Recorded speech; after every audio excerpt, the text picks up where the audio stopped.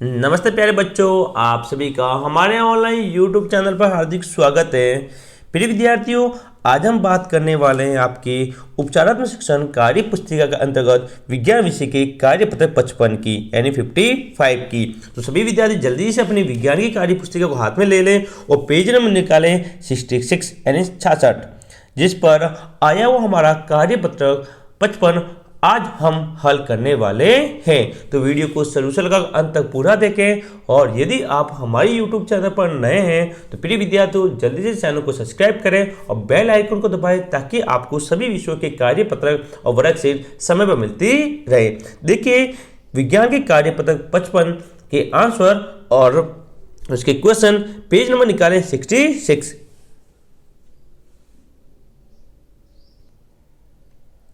प्रिय विद्यार्थियों, कार्यपत्र 55 आप सभी के सामने है, जिसके अंतर्गत आज हमें जो खाद्य संसाधनों में सुधार और रबी और खरीफ की फसलों के बारे में पढ़ना है। प्रिय विद्यार्थियों, मैं बता दूं, रबी और खरीफ की फसल का एक सवाल 100% आपकी वार्षिक परीक्षा में पूछा जाएगा। पहला क्वेश्चन है, वर्षा ऋतु में कौन कौन सी फसलें बोई जाती है। इन वर्षा ऋतु के बोई जाने फसलों के नाम लिखने हैं तो हम यहाँ पे लिख सकते हैं बाजरा, चावल, मक्का, मूंगफली, मूंग, ये सभी फसलें हैं, ये वर्षा ऋतु में बोई जाती हैं। तो सभी विद्यार्थी जल्दी से अपने कार्यपत्र 55 उत्तर लिखें। इसके अलावा यदि आपको कोई फसल याद है तो आप भी वो पीछे लिख सकते हैं। तो जल्दी से लिखें। हम बात कर रहे हैं कार्यपत्र का 55 की।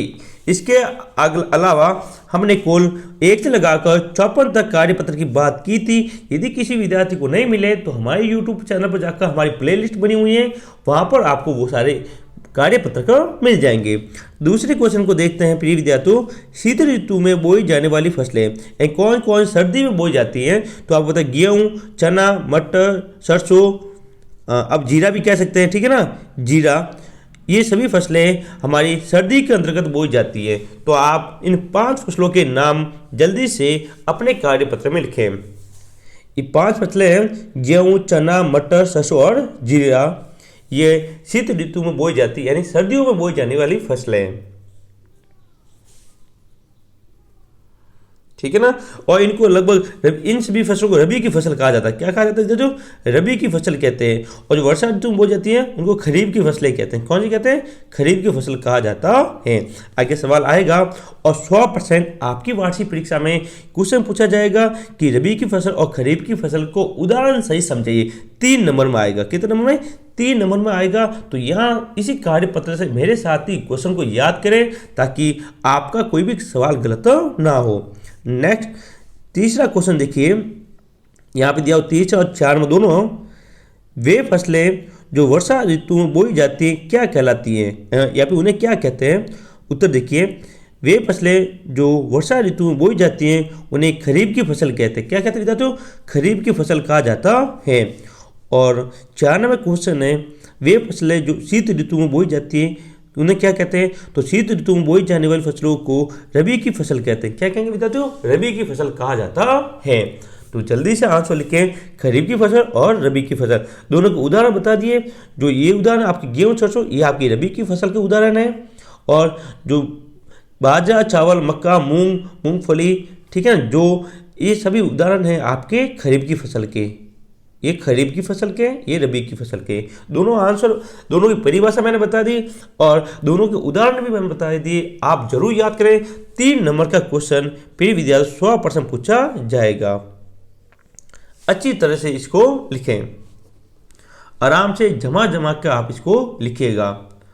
आज शाम तक हमारा जो विज्ञान विषय के सारे कार्यपत्र हैं वो समाप्त हो जाएंगे। तो हमारे चैनल से जुड़े बिल्कुल शानदार तरीके से करवाएंगे और आपको मॉडल पेपर, वार्षिक परीक्षा के मॉडल पेपर भी हमारे यूट्यूब चैनल पर करवाने वाला हैं। तो जल्दी से हमारे चैनल को सब्सक्राइब करें। और प्रिय विद्यार्थियों, मैंने आपके लिए व्हाट्सएप ग्रुप बनाया है, उसका लिंक नीचे दिया गया है। तो हमारे व्हाट्सएप ग्रुप जरूर ज्वाइन करें। वहाँ पर आपको प्रत्येक कार्यपत्र की PDF मिलेगी, साथ ही जो मॉडल पेपर है उसकी PDF भी आपको वहाँ पर मिल जाएगी। तो 4 क्वेश्चन यहाँ पर समाप्त होते हैं।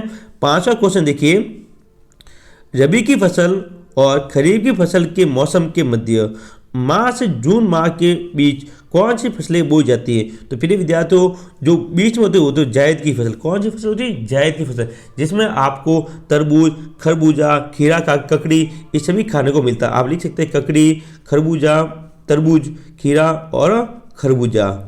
ये अभी हमारे गर्मियों के दिनों में मार्च से यानी इसी महीने से आने शुरू हो चुके हैं। तो इनको जायद की फसलें कहा जाता है।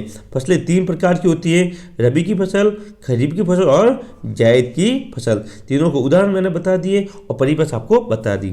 नेक्स्ट 6 नंबर क्वेश्चन, 4 जायद फसलों के नाम बताइए। इन 4 जायद फसलें कौन कौन सी है? तरबूज, खरबूजा, ककड़ी और खीरा। इन सबके नाम आप लिख देवे।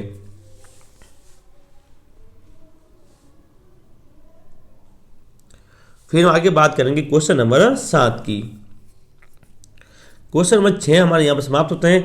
क्वेश्चन नंबर 7 को देखिए। हाँ, यदि गेहूं को वर्षा ऋतु में बोया जाए तो क्या होगा? यानी गेहूं को गर्मियों में बोए तो क्या होगा? तो उत्तर देखिए, गेहूं की फसल को अधिक जल की आवश्यकता नहीं होती। वर्षा ऋतु में बोने से गेहूं के बीज जल की प्रचुरता से नष्ट हो जाएंगे, क्योंकि वर्षा ऋतु वर्षा होगी। इस कारण से विद्यार्थियों, जो गेहूं बोए जाएंगे, जो उनकी जो बीज होंगे गेहूं के बीज, उनकी जो प्रचुर मात्रा है वो क्या हो जाएगी? नष्ट हो जाएगी। इसलिए हमें गेहूं को शीत ऋतु में बोया जाता है। इसी प्रकार से क्वेश्चन नंबर 8 दिया हुआ है, धान को शीत ऋतु में क्यों नहीं उगाया जाता? क्योंकि धान को अधिक जल की आवश्यकता होती है और गेहूं को कम। ठीक है ना, अधिक जल की आवश्यकता होती है, अतः धान को शीत ऋतु में नहीं उगाकर वर्षा ऋतु में उगाया जाता है। क्योंकि वर्षा ऋतु में वर्षा होती है, जिससे धान की जो परिपूर्ति है पानी की वो वर्षा के माध्यम से हो जाती है और वर्षा के माध्यम से उसको पानी मिल जाता है। उतारे क्वेश्चन नंबर 7 और 8 का आंसर। अच्छी तरह से धीरे धीरे आप इसका आंसर लिखिएगा।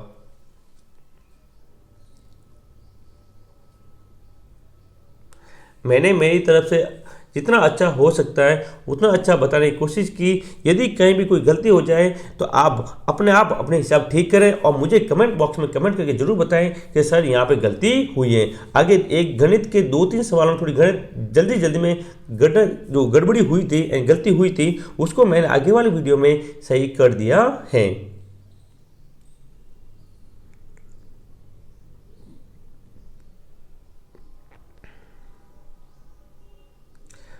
जल्दी लिखें।